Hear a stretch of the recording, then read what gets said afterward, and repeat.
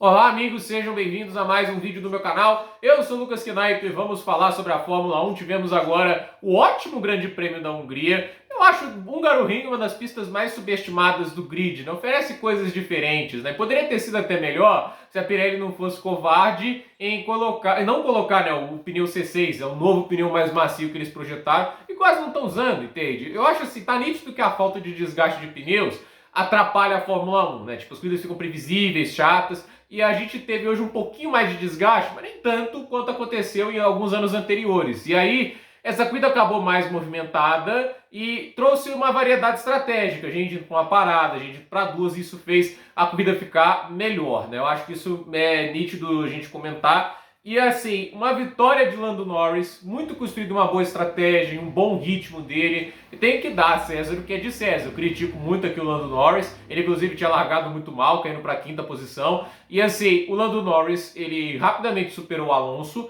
Ele manteve um ritmo muito forte, estendeu a primeira parada dele. E aí aquele negócio, foi para os pneus duros, manteve um ritmo sólido, consistente. E num certo momento ali a corrida virou meio que propriedade dele, exceto pelo Piastri, que começou a andar muito rápido após fazer sua última parada, né? E chegou em cima de Lando Norris no final.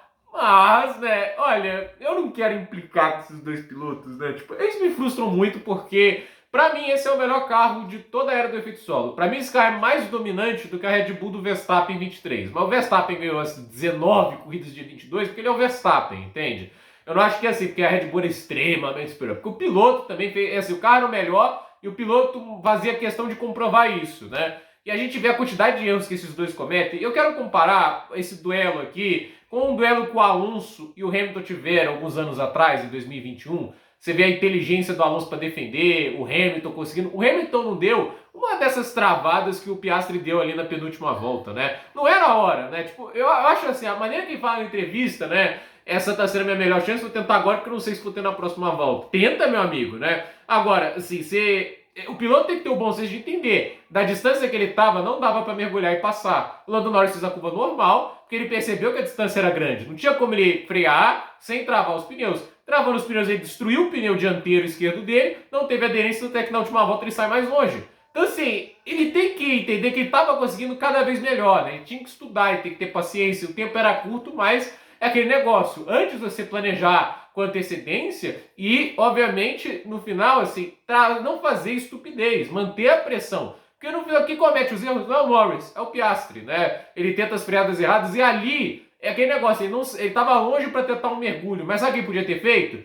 Fingido que é para dentro, faz a tomada por fora, aí tenta fazer a saída da curva 1 melhor e tentar a ultrapassagem lado a lado na curva 2, que é aquela curva lá que a gente viu que muita gente faz ultrapassagens.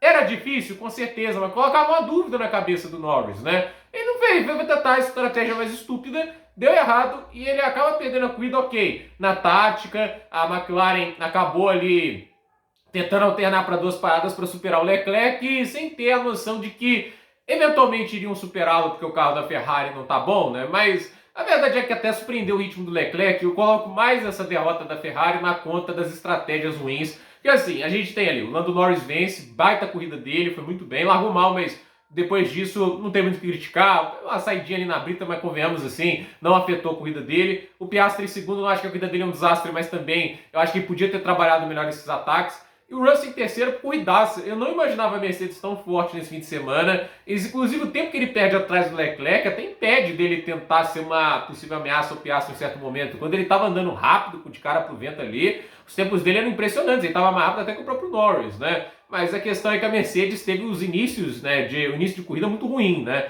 Só que eu tenho que tirar o chapéu. O Russell é um pilotaço e fez uma baita corrida, mas o Leclerc, assim, a Ferrari tem que começar a fazer a corrida deles, se comprometer qual é a tática mais rápida para o carro que eles têm. Eles estão tentando lutar pela vitória, mas fazendo as coisas mais idiotas, né? Eles vão lá, tentam evitar um undercut do Piastri, ok, conseguem, mas a verdade era muito longe para tentar apenas uma parada. Vai para duas paradas, eles tomaram essa ideia, tipo, a corrida não estava perdida depois da primeira parada, mas eles antecipam demais a segunda parada, né? Aí tem que colocar pneu duro. E o carro não estava andando bem de pneu duro. Com os médios, eles estavam no ritmo da McLaren. Era hora de colocar os médios, aí o Leclerc possivelmente ia virar na casa de um 18, só que por algum motivo eu não entendo também porque esses pneus duros que eles colocaram estavam andando muito piores, né? Eles não tiveram um bom ritmo no final, até que eles acabam 42 segundos atrás do Norris. Lembrando que quando o Leclerc para e volta atrás do Lando, ele estava 7 segundos. Então o ritmo da Ferrari no final foi catastrófico. É impressionante como a Ferrari geriu mal essa corrida, mas mostra também que o Frederic Vasseur, né, não é um cara acostumado a lutar lá na frente. A carreira toda dele é desenvolvendo talentos no meio do pelotão ao profundo, né? E assim, eu não acho que ele está preparado até agora para esse desafio. Ano passado a Ferrari foi bem, conseguiu um carro legal, mas esse ano me decepciona muito, né? Eu acho que eles exageraram demais as mudanças do carro, fizeram lá uma tentativa, um carro 99% novo quando não era necessário, o carro do ano passado já era ótimo, eles tinham que evoluir a base daquele carro que era muito bom, ele economizava bem pneu, era rápido, mas não, a Ferrari inventa as coisas e assim, tentou ir com muito sede ao poste, deu um passe maior que a perna e caiu de cara no chão. Agora, elogiando algumas corridas fantásticas do médio escalão. Fernando Alonso, né? Tirar o chapéu aqui pro cara, quinto lugar, uma baita corrida dele. É aquele negócio, dentro do que ele podia com a Aston Martin, um corridaço, né? Eu acho até curioso que no início, atacado pelo Bortoleto, estava muito lento e do nada ele vira o piloto mais rápido porque é um cara extremamente cerebral, né? Ele economiza os pneus para depois poder, assim, naquele ritmo inicial, ele mantém o pneu numa temperatura mais adequada, não força tanto como muita gente, ele tem uma vida mais longa, né? Tipo, o Bortoleto atacou ele no início, mas no final ele abriu mais de 7 segundos, e a diferença pro Stroll é latente, né? Porque o Stroll, no primeiro stint, ele força muito no início, aí a gente vê que com progressão das voltas, né? O Alonso está começando a virar um segundo mais rápido no final, então, a baita performance do Alonso. E Gabriel Bortoleto, eu vou fazer um vídeo só para ele, porque merece, né? Mas é impressionante o desempenho que o Bortoleto teve. Ritmo de corrida ótimo, manteve ali frio quando o Verstappen atacou. O fato é que ele conseguiu ali se sustentar bem na posição, não deixou brechas abertas para o holandês, seguiu o Alonso enquanto pôde, manteve um ritmo forte, se preocupou com a corrida dele, conservando os pneus, mantendo um ritmo estável. E a Sauber acertou a estratégia, não se desesperou com o Verstappen tentando undercut, fizeram o que a Ferrari não fez. A gente tem a própria corrida, vamos fazer a nossa própria corrida. E eles conseguiram sustentar um ritmo e eles pensaram: quem vai para 2 paradas vai ter que passar por um monte de gente mais lenta e esse circuito é difícil de passar. Esses caras não estão com a McLaren que passa quando querem. Esses caras estão com carros assim, do nível da gente. E aí eles conseguiram aí um 6º lugar fantástico, né? Uma baita corrida para o Bortoleto. O Lance Stroll em 7º, boa corrida do Stroll, bom ritmo. Não acho que ele comprometeu em nada a Aston Martin, consegue bons pontos para a equipe, são 6 a mais. Liam Lawson fica ali com o 8º lugar, segurando o Verstappen, velho, depois da humilhação que o Lawson passou, 2 corridas na Red Bull, demitido. Olha, ele vem esperando radiar com frequência agora, tem que dar o crédito ao Liam Lawson, e ele segurou o Verstappen sem muitos problemas. Isso me impressionou. O Verstappen até no início atacou bem, mas depois não conseguiu mais atacar, tanto é que terminou mais de 3 segundos atrás do Lawson, acabou os pneus. É um fim de semana ruim pro Verstappen, em 9º lugar, a estratégia da Red Bull não foi legal. Eles até imaginaram, que tal a gente fazer só uma parada? Aí abriram mão disso. eu não entendo a Red Bull, né? Porque assim, tudo indicava que ele não ia segurar o Alonso, que ele não ia segurar o Bortoleto, mas o pior dos casos, se eles fizessem uma parada, era acabar exatamente onde estavam, no 9º lugar. Nem tentaram, aí fica difícil defender. Então, assim, o Verstappen acaba em 9º lugar, apenas 2 pontinhos para ele nesse fim de semana. Ruim porque tanto o Russell e o Leclerc fizeram mais pontos. Kimi Antonelli em 10º, uma recuperação ok, de 15º para 10º, eu esperava um pouco mais, até porque o ritmo dele, por exemplo, tem um carro melhor que o Verstappen, o ritmo dele era para ser um pouco mais similar ao que o Russell faz, então a diferença foi grande nesse fim de semana. Hadjar em 11º, Hamilton em 12º, olha, eu tenho que falar, né, o Lewis Hamilton tá difícil, hein, poxa, essa corrida em 12º, essa é a pista que ele fez mais poles, acho que na carreira dele, 9, entende, o cara... 12º é muito pouco, né? Hülkenberg em 13º, que negócio, fica ruim para ele comparado ao Bortoleto em 6º.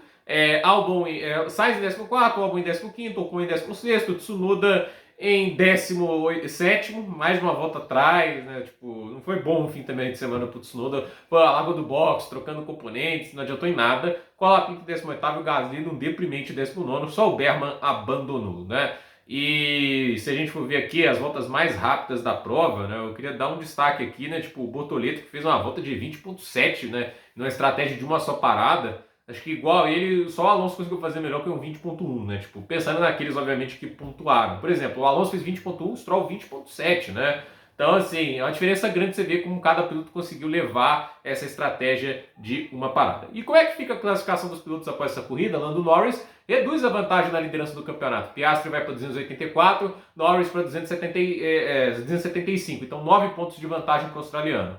Max Verstappen em terceiro, 187. Acabou qualquer chance ou esperança de luta pelo título, as batidas, os erros. E agora o carro da Red Bull entregar os pontos. Né? Tá quase 100 pontos atrás do Piastri, não tem como voltar. O Russell em quarto, 172. Leclerc em quinto, 151. O Hamilton em sexto, 109. Olha, esse Leclerc está na luta pelo terceiro colocado. O Hamilton, tudo indica que vai ser o sexto, porque a Red Bull não pontuou com o segundo carro. E o Antonelli está muito atrás. 64 pontos para o Antonelli, 54 para o Albon, 37 para Hülkenberg, que é o nono. O Ocon em décimo com 27. Alonso finalmente passou o Stroll, né? 11º, 12º Stroll, ambos com 26 pontos. Hadjar em 13º, 22. Gasly em 14º, 20. Lawson em 15º, 20. Sainz em 16º, 16. Bortoleto em 17º, 14. Tsunoda em 18º, 10. Berman em 19º, 8. Colapinto e Durhan zerados, né? E no Mundial de Construtores, é importante comentar sobre isso aqui, a gente tem a Aston Martin passando a Sauber. Isso é bom de a gente notar, mas a Sauber diminui a vantagem para o quinto lugar nos construtores, que é a Williams. McLaren lidera 559, a Ferrari é segundo 260, a Mercedes é terceiro com 236, a Red Bull é quarta com 194, Williams em quinto com 70,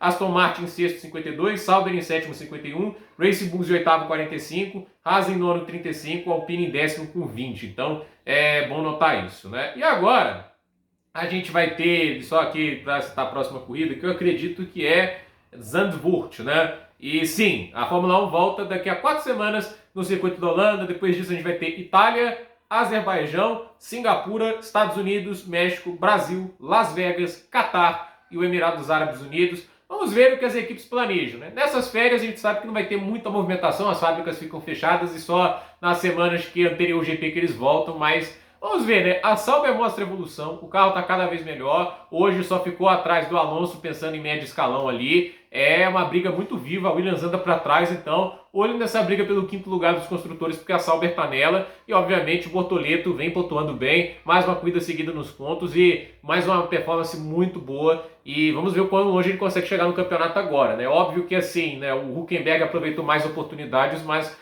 o Bortoleto vem andando melhor nessas últimas duas corridas pelo menos. Então,